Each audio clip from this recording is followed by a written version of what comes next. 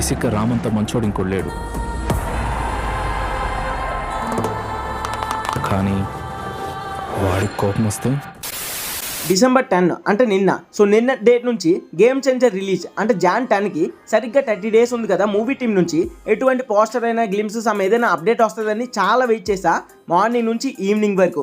ఎప్పుడైతే పని ఉందని ఈవినింగ్ బయటికి వెళ్ళానో సరిగ్గా అప్పుడే పోస్టర్ని లీవ్ చేశారు. ఆఫ్టర్ వచ్చినప్పటికి చాలా టైం అయింది కాబట్టి వీడియో పెట్టలేకపోయా. సో కాబట్టి ఈ ఎర్లీ మార్నింగ్ వీడియో. ఇంకా డైరెక్ట్ గా టాపిక్ లోకి వెళ్ళిపోతే, రామ్ చరణ్ గారు బిఫోర్ గేమ్ చేంజర్ కి ముందు సింగిల్ గా స్క్రీన్ ప్రెజెంటేషన్ ఇచ్చింది వివివి, అదే వినయ్ విదరామ మూవీకి. ఈ సినిమా వచ్చేసి 2019 లో గ్రాండ్ రిలీజ్ అయ్యి డిజాస్టర్ గా పేరు తెచ్చుకుంది. దానికి 3 years తర్వాత రామ్ చరణ్ గారు జూనియర్ ఎన్టీఆర్ గారు ఇద్దరు కలిసి మార్చ్ 25, 2022 త్రిబుల్ ఆర్ అనే సినిమాతో వచ్చి పాన్ ఇండియా వైడ్ గా బ్లాక్ బస్టర్ ని సొంతం చేసుకున్నారు. త్రిబుల్ ఆర్ రిలీజ్ అయిన కొన్ని మంత్స్ కి మల్టీ స్టారర్ గా తండ్రి కొడుకులు కనిపించిన ఆచార్య సినిమా రిలీజ్ అయింది. బట్ ఈ సినిమా కూడా బాక్స్ ఆఫీస్ వద్ద డిజాస్టర్ గా పేరు తెచ్చుకుంది. సో మల్టీ స్టారర్ ఫిల్మ్ సిట్టా ఫాటా అన్నది పక్కన పెడితే తను లాస్ట్ గా స్క్రీన్ ప్రెజెంటేషన్ సింగిల్ గా ఇచ్చింది వినయ్ విదరామ సినిమాకి.